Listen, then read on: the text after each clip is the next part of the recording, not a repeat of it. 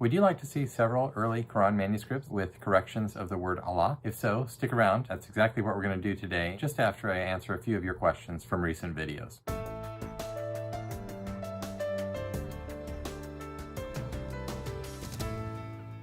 Well, welcome back to Variant Quran. I'm Dr. Daniel Brubaker, and this is a channel where I am speaking about my research with Quran manuscripts, corrections and variations in the Quran manuscripts, and relate it to the larger conversation around these things. If you stick around until the end today, I'm going to be speaking about corrections involving the word Allah. Hang around.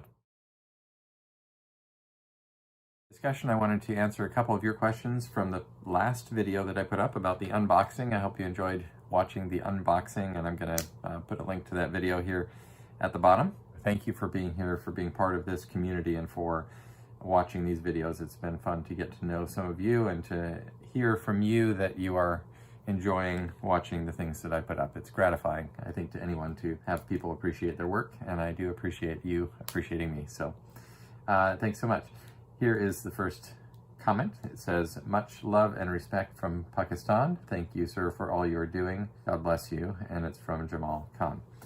Thank you, Jamal. It's great to have you here, and it's great that people are watching all the way over in Pakistan. Here's another one. It says, hi, sir. Did you teach this stuff? How long would you read a 300 to 400 pages of books? And first of all, the books that I showed you the other day, first of all, the common thing that people ask when they step into a library like this is, have you read all these books? And the answer is no.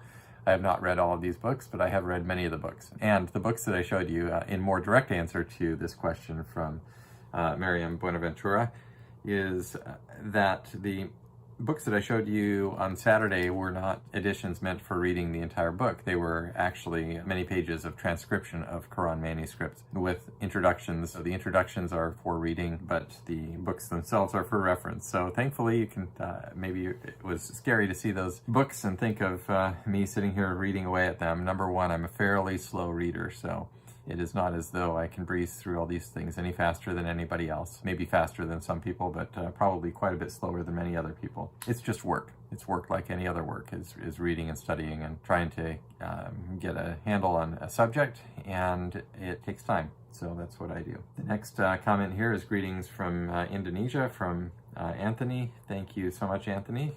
Not only Pakistan, but we have Indonesia. Thank you. The next comment here is from, well, it looks like a screen name, Libertatem Habet Precium. It says, good morning, Daniel. I have been following your pages with interest. I have noted a gentleman by the name of Haitham Sidki offer a critique of your work. Has there been a response to this? Is it worthy of a response? Those are two questions that are good questions. There has not been a response yet from me. I don't know if anybody else has made a response to it yet, although I have noticed that different people have picked up his review and used it as a basis for further critique of my work, including Shabir Ali in his response to my book. Now, my response to it is forthcoming very soon and is not out yet, but it's coming soon. Is it worthy of a response? Well, actually, the review has a number of flaws to it, some of which I'll be mentioning in my response to it. So that's coming soon, and you can judge for yourself whether it was worthy of a response. But initially, I didn't respond very quickly because I didn't feel that it was necessarily needed right away, but now I do feel that it is needed because people are talking about it, and so they do need to hear what I think. All right, so the next comment here is from Romano Productions. It says, hello, Dr. B. Nice to see you and in good shape. I hope you will be fine for a long time. This video is not extraordinary, but still the unboxing is a mandatory style of video, and you've done a proper job as a YouTuber. Well, thank you for that. And then he continues on to say that the thumbnail is okay because I have a pleasant smile, but it could have been a little bit more clickbait. Put an object, blur the object, and put a question mark over it, or different type of objects with question marks all over to spice up the thumbnail to push the user to watch the video. It's YouTube, it needs to be clickbait. And so the reason I share this with you is, and the reason I respond to it is that I understand I'm in a particular medium, but I wanted you all to understand that it's kind of attention for somebody like myself to be in this environment. There is something that feels, although I have worked in the past in sales, and I do recognize the importance of marketing and merchandising your wares, so to speak, and putting things out in a way that are attractive and draw people in to look at them. And so I am trying to do things like that, but I also do not want to be artificial in the way that I do things, or too disingenuous in the way that I go about this. So hope you'll bear with me as I sort of strike my balance and find my stride and my style in this in ways that don't compromise what I really want to be, a sense of being genuine with you and honest and so forth. Although I hope you'll also, on the flip side, that pardon me if you do see things that look a little bit clickbaity as I experiment around with these things, because I do, after all, want people to take the time to click and to watch these videos. It's the reason I'm doing them, is so that people will watch. So thank you for that, Romana, for those good comments that you're offering to me in order to help me to build and to expand this channel. So the last one I'm going to talk about today is the OMSA. In our part of the world, we never see these manuscripts, let alone can afford it. Yet Quran is still true,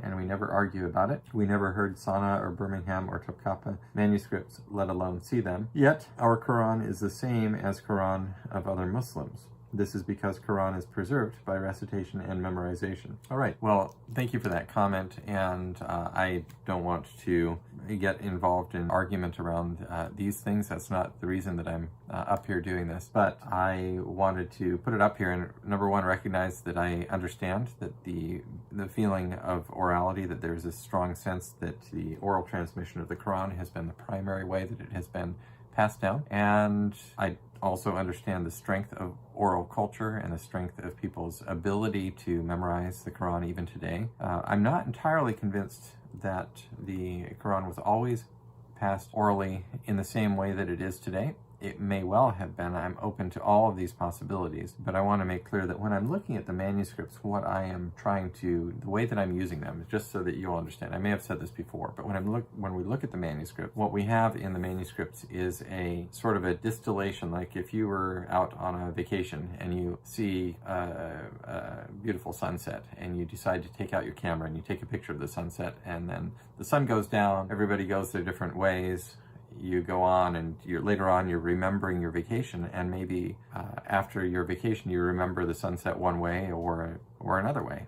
But what you can do is you look back at that photograph and you can catch the details of that moment. And so what we see in the manuscripts, I think, is a capturing of the details of a moment. Now, later traditions relate to us certain things about the early transmission of the Quran, such as that it was transmitted orally, and we have the isnads, the chains of transmitters going back, that so-and-so heard from so-and-so about these different things, and we have isnads for the different verses and so forth. What we have in the manuscripts is additional evidence that is a snapshot of what somebody who was writing that down at that moment perceived to be the text of the Quran at the moment that was being written. And so any one manuscript is not necessarily the end of the story or a full picture, but many manuscripts taken together and the evidence that they contain can help us to validate the narrative that we've heard through the secondary sources, such as the Hadith, or to give us increasing clarity about it in form of greater detail about something that the Hadiths say, or possibly even in some cases let us know that maybe what this Hadith is saying is not strong in this spot on this particular point of detail, because we have manuscripts that show us something a little bit different. So I don't know, I haven't fully unpacked these things, and one of the things in my response to the review, just to give you a little foretaste of that, to the review of Sidki that Sidki wrote, is that there was an expectation on his part and the part of some other people that I should unpack, that I should have done a full review and thorough survey of every one of these corrections before I ever announced that it existed to the public. And that's, just so that you know, that's not what I've chosen to do. I've put out basic descriptions of many of these corrections. What verse is it? What is going on the page? What portion of the text has been erased? What portion has been overwritten? Is it a different ink? Does it look like there was a passage of a good deal of time between original composition of the page, original production of the page, and the correction of it? Or does it look like it was done soon after the time of first correction? For example, with the text of the correction matching the style and nib and ink of the rest of the page.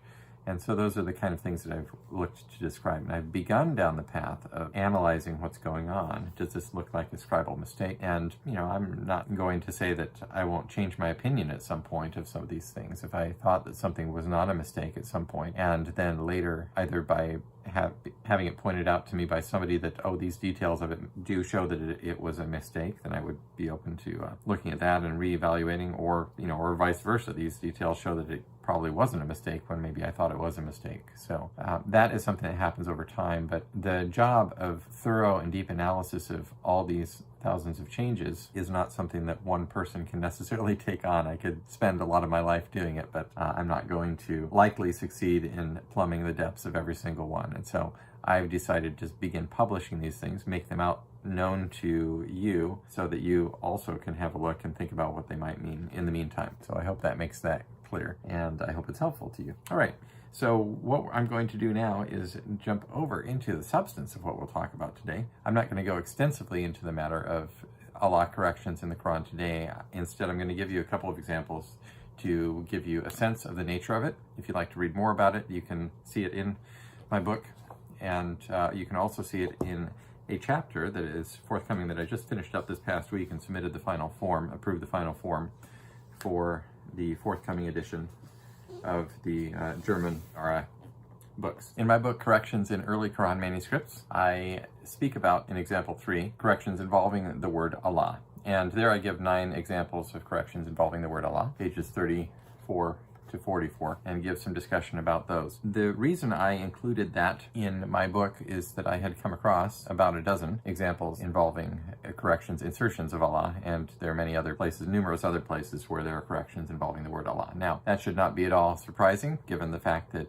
the word Allah occurs in the Quran over 2,800 times. It's a very frequently occurring word, so we shouldn't be necessarily surprised that it's corrected frequently. However, there were interesting features about the corrections that I had found, in particular a number of places in a single manuscript or several manuscript fragments coming originally from the same manuscript, from the same bound book, had insertions of Allah after the fact that had been omitted at the time of first writing, and the density of those was surprising to me. I'm not going to go into all those things today. I am, however, going to give you several examples of the types of corrections involving Allah. One involving the replacement of the word Allah with, where the word Allah replaces the pronoun. So the first one we're looking at today is from Marcel 5, folio 11R.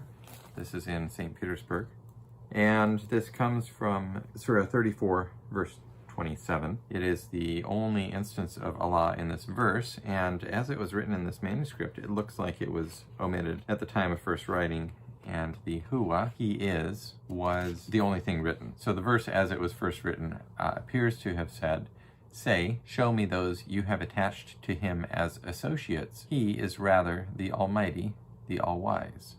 As opposed to how it reads today, which is, "Show me those you have attached to him as associates. Allah is rather the Mighty, the All-Wise."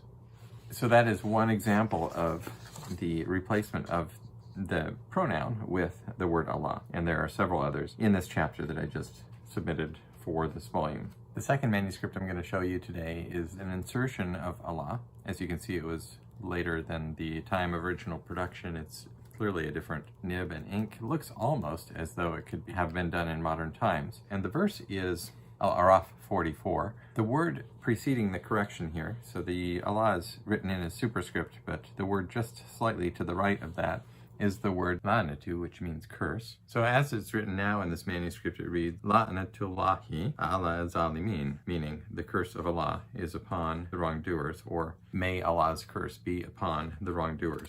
And as it was first written in this manuscript without the word Allah, it would have said la'natu ala azalimin, a curse is upon, or may a curse be upon the wrongdoers. And so it makes sense, and by the way it exists in this manuscript now with the Allah there is the way that it exists in the Hafs text.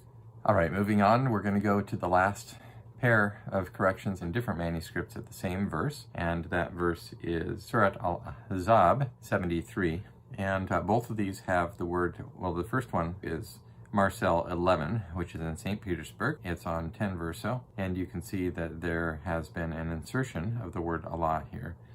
And as I believe it first read in this manuscript, it was written, Wa yatuba Allah al-mu'minina wal-mu'minat, that he might pardon the believing men and the believing women. And I believe what was done is it was erased and the word Allah was written in here because that is the explicit object, and it is now in conformity with what is the standard Hafs text. So the second, and that was actually the second correction of this verse that I came across. The first one we'll flip over to now is in BNF Arab 340, and I mentioned this one in my doctoral dissertation. It's on folio 23 verso at line 16. And the superior text here starts in the same verse, actually, of al-mushrikeen at the earlier in the verse, and it goes through the word Allah, which is right after the word Allah that was inserted above here, and that is the leftmost word in the previous slide.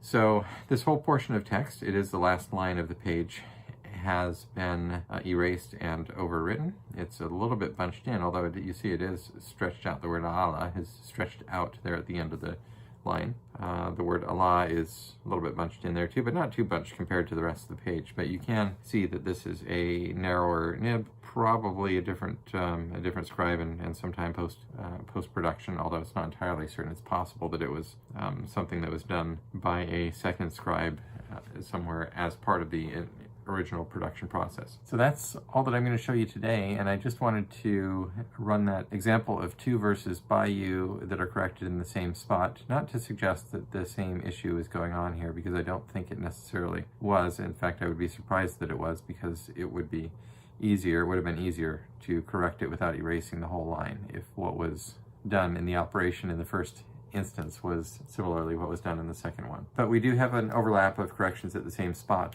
and I just wanted to whet your appetite a little bit, because in coming weeks, and I'm not sure if it'll be the next video, but in coming weeks I do have a verse in the Quran that has been corrected in at least 4 different manuscripts, the same portion of text or an overlapping portion corrected in multiple manuscripts. So I will be going over that at some future video, maybe soon.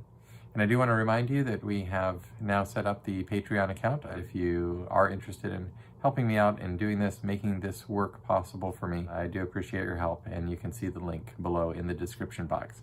Thanks so much. We'll talk to you again next time.